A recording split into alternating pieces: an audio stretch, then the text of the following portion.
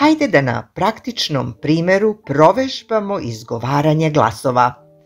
Idemo na jedan kratak tekst koji ćemo pročitati.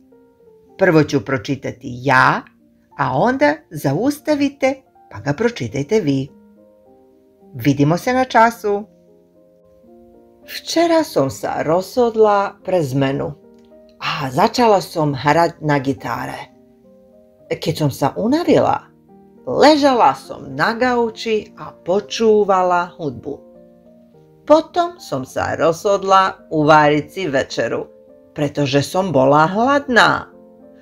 Po večeri som sa rozhodla ísť von, tancovať a zabáviť sa s priateľmi. Ráno, keď som sa zobudila, cítila som sa lepšie a tešila som sa na nový deň. S novou energiou som si spievala pod sprchou, pripravila raňajky a začala som pracovať. Som vďačná za to, že môžem robiť to, čo ma teší a že som konečne vyzdravila. Včera som sa rozhodla pre zmenu a začala som hrať na gitáre.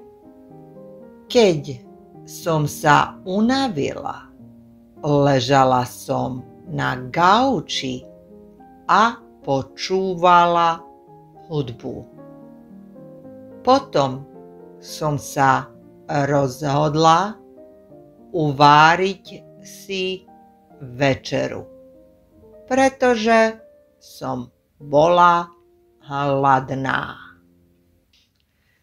Po večeri som sa rozhodla ísť von, tancovať a zabaviť sa s priateľmi.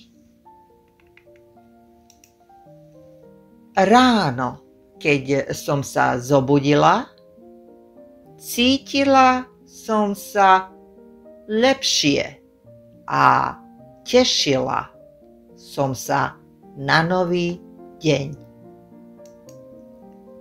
S novou energiou som si spievala pod sprchou, pripravila raňajky a začala som pracovať. Som vďačná za to, že môžem robiť to, čo ma teší a že som konečne vyzdravela. A teraz si prečítajte sami ešte raz. A sada pročitajte sami još jednom. Vidimo se na času.